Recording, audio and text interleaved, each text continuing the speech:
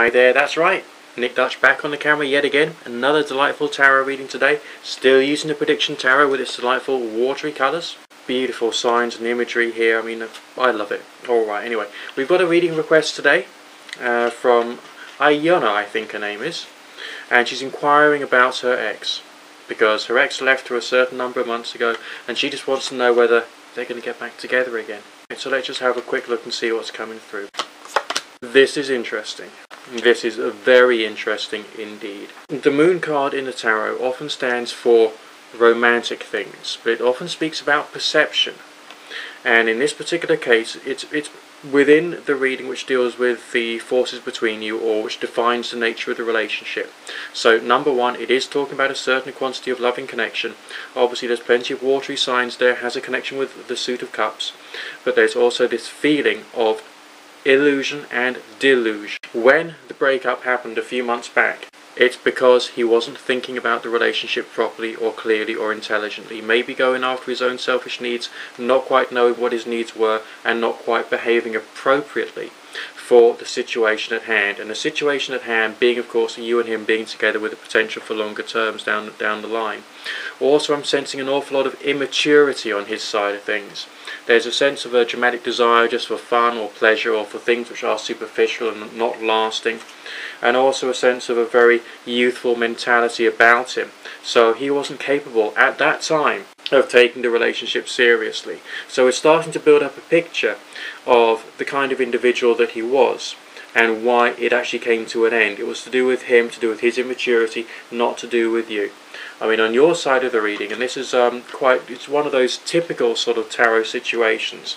On the woman's side of the reading, pure and perfect signs of love and connection, and a sense of completion and wholeness and fulfillment, which is what you felt with him.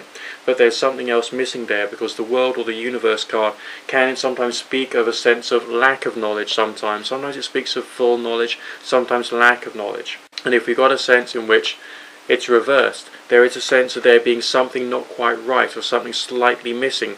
Maybe his behaviour was slightly off whack. Maybe he doesn't understand proper social interaction and doesn't understand what it means to actually be in a relationship and to make a relationship work properly, not just in the short term, okay? Because he's very good with short-termism. Whoever this guy is, very good with short-termism, not very good at completion and wholeness. Although he did love the relationship in the early days, he seems to be, or he used to be, the kind of person who prefers a soulmate connection, which is a very strong sense of divine loving bond but with no responsibility, or when the time for responsibility comes, shunning that and basically trying to keep it going on the superficial level. Now, if I was expecting that there's some kind of opportunities for further development, or for this individual to proverbially, get his head out of his backside, within the future part of the reading, we'd expect to see some very strong loving signs, okay? Often mirroring the signs on your side of the reading. And what do we have? More cup suits, more cup signs, and a sense of there being some progress. Now, some people might criticise me and say, well, hang on a minute, what's the chances of there, in those three cards, of there being the Suit of Cups turning up? Well, obviously it's 1 in 4 for each position. Of course, it's not quite that, because there's of course the 22 major arcana cards within the tarot as well. Alright, now none of those cards are court cards, none of them are suggesting interference from an individual, so essentially that can be ruled out. It still looks like it's just you and him in that respect, but also 1 in 4 for each position, and yet we've got 2 of them there. So that's a slightly different message which this reading is trying to communicate. With some potential in the long term, let's expand it a bit further and see what kind of things are happening. With some relationships, especially if you've got an individual who's not quite interacting with you, not quite, dovetailing and interfacing properly with you, we would need to see some signs of dramatic change for there to be some real progress. And in this particular case, we've got the most powerful signs of change. That's right, the Death card. And the Death card in the tarot, as you probably already know, because you've probably heard so many people talking about it, does not talk about anything negative. It's talking about transformation, internal, intellectual, emotional transformation into something better. It's coming at the end of the time frame, at the end of the future part of the reading, so it's talking about progress to a point many months down the line when you and he will have some kind of opportunities or potential. Now, the reason I say that is because prophecy is about probability, or about possibility.